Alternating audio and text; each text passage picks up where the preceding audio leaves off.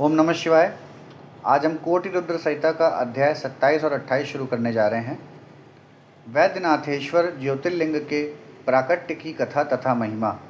सूत जी कहते हैं, अब मैं वैद्यनाथेश्वर ज्योतिर्लिंग का पापहारी महात्म्य बताऊंगा, सुनो। राक्षस राज रावण, जो बड़ा अभिमानी और अपने अहंकारों को प्रकट करने वाला था, उत्तम पर्वत कैलाश पर भक्ति भाव से भगवान शिव की आराधना कर रहा था। कुछ काल तक आराधना करने पर जब महादेव जी प्रसन्न नहीं हुए, तब वह शिव की प्रसन्नता के लिए दूसरा तप करने लगा।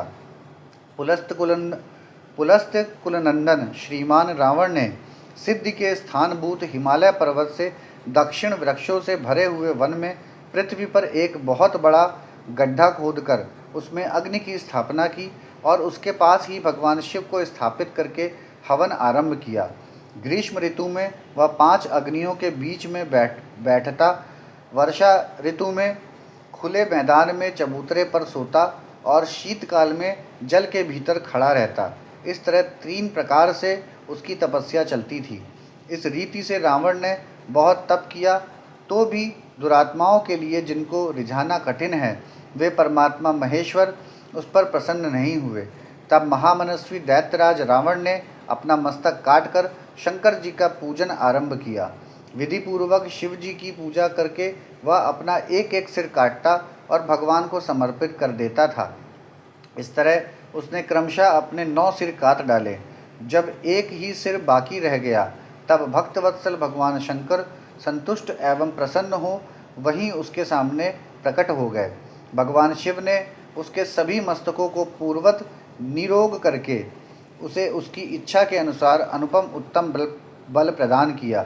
भगवान शिव का कृपा प्रसाद पाकर राक्षस रावण ने नतमस्तक हो हाथ जोड़कर उनसे कहा, देवेश्वर प्रसन्न होइए, मैं आपको लंका में ले चलता हूँ। आप मेरे इस मनोरथ को सफल कीजिए, मैं आपकी शरण में आया हूँ। रावण के ऐसा कहने पर भगवान शंकर बड़े संकट में पड़ गए और अनमने होकर बोले, राक्षस राज, मेरी सार गर्भित बात सुनो। तुम मेरे इस उत्तम लिंग को भक्ति भाव से अपने घर को ले जाओ, परंतु जब तुम इसे कहीं भूमि पर रख दोगे, तब यह वहीं सुस्थिर हो जाएगा, इसमें संदेह नहीं है। अब तुम्हारी जैसी इच्छा हो वैसा करो। सूत जी कहते हैं, ब्राह्मणों, भगवान शंकर के ऐसा कहने पर राक्षस राज रावण बहुत अच्छा कह वह शिवलिंग साथ लेकर अपने घर की ओर चल पड़ा, परंतु मार्ग में भगवान शिव की माया से उसे मूत्रोत्सर्ग की इच्छा हुई।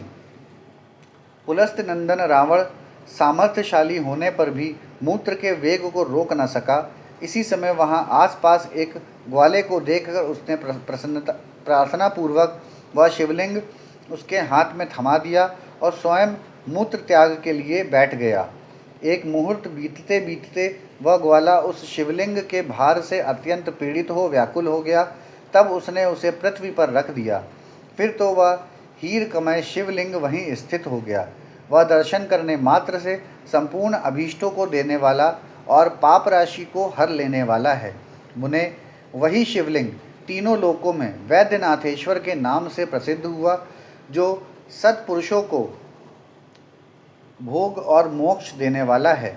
यह दिव्य उत्तम एवं श्रेष्ठ ज्योतिर्लिंग दर्शन और पूजन से भी समस्त पापों को हर लेता है और मोक्ष की प्राप्ति कराता है।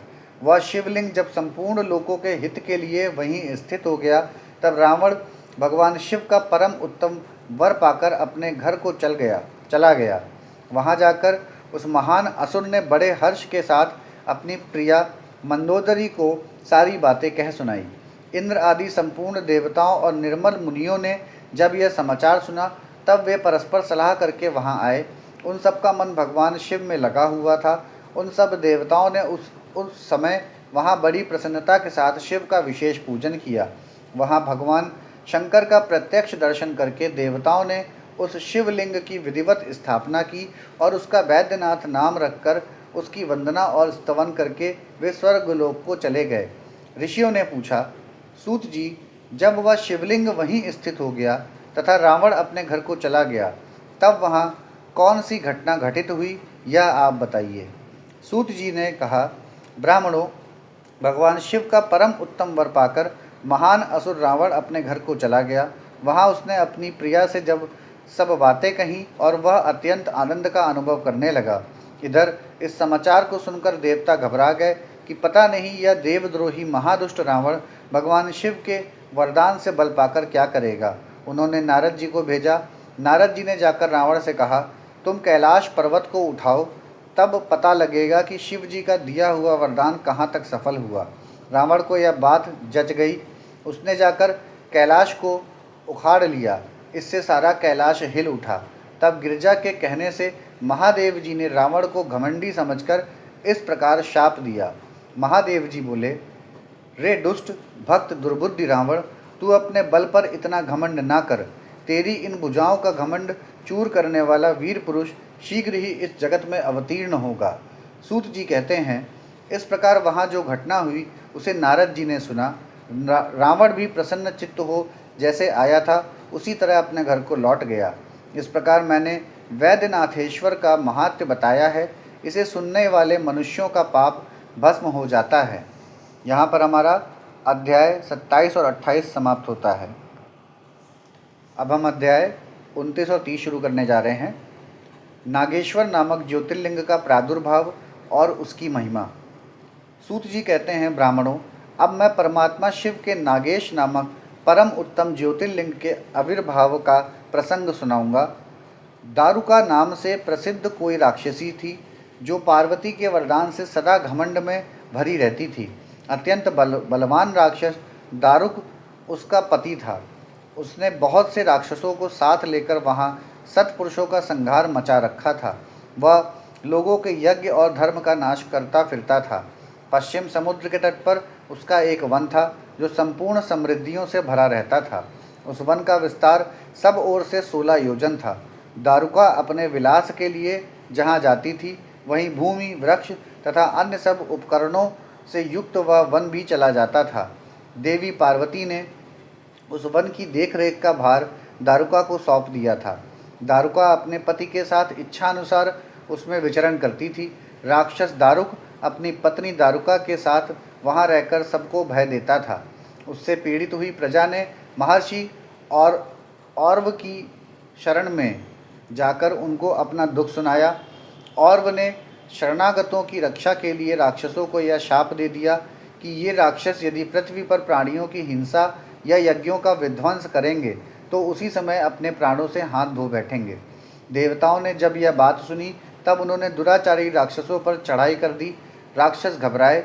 यदि वे लड़ाई में देवताओं को मारते तो मुनि के शाप से स्वयं मर जाते हैं, और यदि नहीं मारते तो पराजित होकर भूखों मर जाते हैं। उस अवस्था में राक्षसी दारुका ने कहा कि भवानी के वरदान से मैं इस सारे वन को जहाँ चाहूँ ले जा सकती हूँ। यूँ कहकर वह समस्त वन को ज्यों का त्यों ले जाकर समुद्र में जा बसी। राक्षस लोग पृथ्वी पर ना रहकर जल में निर्भय रहने लगे और वहाँ प्राणियों को पीड़ा देने लगे। एक बार बहुत सी नावें उधर जा निकली जो मनुष्यों से भरी थीं। राक्षसों ने उनमें बैठे हुए सब लोगों को पकड़ लिया और बेड़ियों से बांधकर कारागार में डाल दिया। वे उन्हें बारंबार धमकियां देने लगे। उनमें सुप्रिय नाम से प्रसिद्ध एक वैश्य था जो उस दल का सरदार था। वह बड़ा सदाचारी, भस्म रुद्राक्षधारी तथा भगवान शिव का परम भक्त था।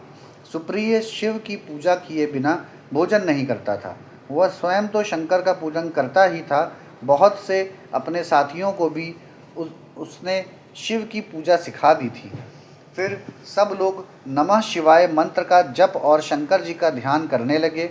सुप्रिय को भगवान शिव का दर्शन भी होता था। दारुक राक्षस को जब इस बात का पता लगा तब उसने आकर सुप्रिय को धमकाया। उसके साथी राक्षस सुप्रिय को मारने दौड़े। उन राक्षसों को आया देख सुप्रिय के नेत्र भय से कातर हो गए। वह बड़े प्रेम से शिव का चिंतन और उनके नामों का जप करने लगा। वैश्यपति ने कहा, देवेश्वर शंकर, मेरी रक्षा कीजिए। कल्याणकारी त्रिलोकीनाथ, दुष्ट हंता, भक्तवत्सल शिव, हमें इस दुष्ट से बचाइए। देव, अब आप ही मेरे सर्वत्र हैं। प्रभु, मैं आपका हूँ, आपके अधीन हूँ और आप ही सदा मेरे जीवन एवं प्राण हैं। सूत जी कहते हैं, सुप्रिय के इस प्रकार प्रार्थना करने पर भगवान शंकर एक विवर से निकल पड़े। उनके साथ ही 4 दरवाजों का एक उत्तम मंदिर भी प्रकट हो गया। उसके मध्य भाग में अद्भुत ज्योतिर्मय शिवलिंग प्रकाशित हो रहा था। उसके साथ शिव परिवार के सब लोग विद्यमान थे। सुप्रिय ने उनका दर्शन करके पूजन किया। पूजित होने पर भगवान शंभु ने प्रसन्न हो स्वयं पाशुपतास्त्र लेकर प्रधान राक्षसों, उनके सारे उपकरणों तथा सेवकों को भी तत्काल ही नष्ट कर दिया और उन दुष्ट हंता शंकर ने अपने भक्त सुप्रिय की रक्षा की। तत्पश्चात अद्भुत लीला करने वाले और लीला से ही शरीर धारण करने वाले शंभु ने उस वन को यह वर दिया कि आज से इस वन में सदा ब्राह्मण, क्षत्रिय, वैश्य और शूद्र इन चारों वर्णों के धर्मों का पालन हो। यह श्रेष्ठ मुनि निवास करे और तमोगुणी राक्षस इसमें कभी न रहें। शिव धर्म के उपदेशक, प्रचारक और प्रवर्तक लोग इसमें निवास करें। सूत जी कहते हैं, इसी समय राक्षसी दारुका ने दीन चित्त से देवी पार्वती की स्तुति की। देवी पार्वती प्रसन्न हो गई और बोली, बताओ तेरा क्या कार्य करूं? उसने कहा, मेरे वंश की रक्षा कीजिए। देवी बोली, मैं सच कहती हूँ, तेरे कुल की रक्षा करूँगी। ऐसा कहकर देवी भगवान शिव से बोली, नाथ, आपकी यह बात युग के अंत में सच्ची होगी, तब तक तामसी सृष्टि भी रहे, ऐसा मेरा विचार है। मैं भी आपकी ही हूँ और आपके ही आश्रय में रहती हूँ, अतः मेरी बात को भी प्रमाणित कीजिए। यह राक्षसी दारुका देवी है, मेरी हुई ही शक्ति है और राक्षसियों में बलिष्ठ है, अतः यह राक्षसों के राज्य का शासन करे। यह राक्षस पत्नियां जिन पुत्रों को पैदा करेंगी वे सब मिलकर इस वन में निवास करें, ऐसी मेरी इच्छा है। शिव बोले, प्रिय, यदि तुम ऐसी बात कहती हो तो मेरा यह वचन सुनो। मैं भक्तों का पालन करने के लिए प्रसन्नतापूर्वक इस वन में रहूँगा। जो पुरुष यहाँ वर्ण धर्म के पालन में तत्पर हो, प्रेम पूर्वक मेरा दर्शन करेगा, वह चक्रवर्ती राजा होगा। कलयुग के अंत और सतयुग के आरंभ में महासेन का पुत्र वीरसेन राजाओं का भी राजा होगा। वह मेरा भक्त और अत्यंत पराक्रमी होगा और यहाँ आकर मेरा दर्शन करेगा। दर्शन करते ही वह चक्रवर्ती सम्राट हो जाएगा। सूत जी कहते हैं, ब्राह्मणों, इस प्रकार बड़ी बड़ी लीलाएं करने वाले वे दंपत्ति परस्पर हास्ययुक्त वार्तालाप करके स्वयं वहाँ स्थित हो गए। ज्योतिर्लिंग स्वरूप महादेव जी वहाँ नागेश्वर कहलाए और शिवा देवी नागेश्वरी के नाम से विख्यात हुई। वे दोनों ही सत्पुरुषों को प्रिय हैं। इस प्रकार ज्योतियों के स्वामी नागेश्वर नामक महादेव जी ज्योतिर्लिंग के रूप में प्रकट हुए। वे तीनों लोकों की संपूर्ण कामनाओं को सदा पूर्ण करने वाले हैं।